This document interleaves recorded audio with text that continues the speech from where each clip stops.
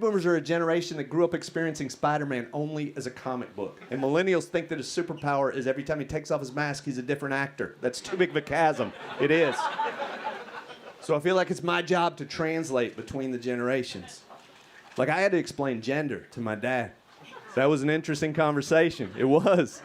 This is a thing his whole life has been a true-false question, and I had to tell him, no, it's an essay now. This is a man who gave up on technology when DVDs came out, just so we're clear on his starting point in this conversation. I had to explain to him that gender is on a spectrum. He grew up watching black and white television. He didn't even realize color was on a spectrum till he was in college. Now I gotta tell him there's a lot of things on the spectrum. Gender, most of my friends in comedy, it's a wild world out there. It is.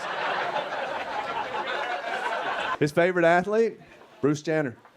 Yeah.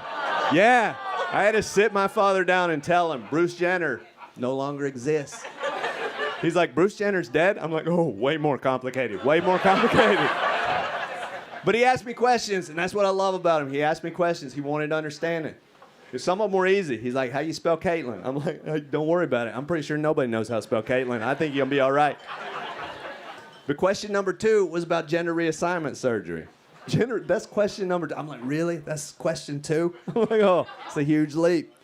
Look, I can't possibly understand the plight of a transgender person in America. I can't, but I did grow up Generation X, listening to gender fluid music of David Bowie and Prince. So I may not understand what you're talking about, but I'm still going to listen because I'm not missing the next Purple Rain. I swear, I'm not. So I tried to explain it to him in terms he could understand.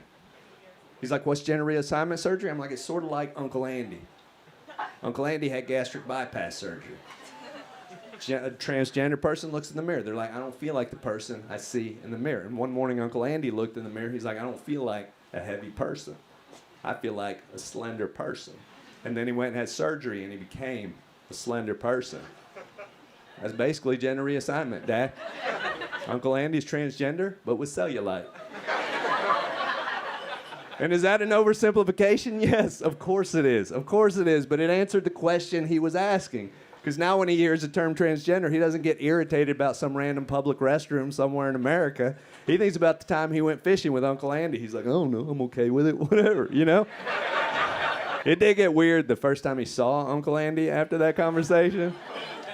Because I think he conflated both of those things into one single thing. He just walks up to him, he hugs him, he's like, you can use whatever bathroom you want while you're here. And I'm like, oh, I think that's how all the bathrooms work in our house anyway, Dad. I think he called his shirt a blouse a couple of times. He may have used the term trans slender. I can't be certain.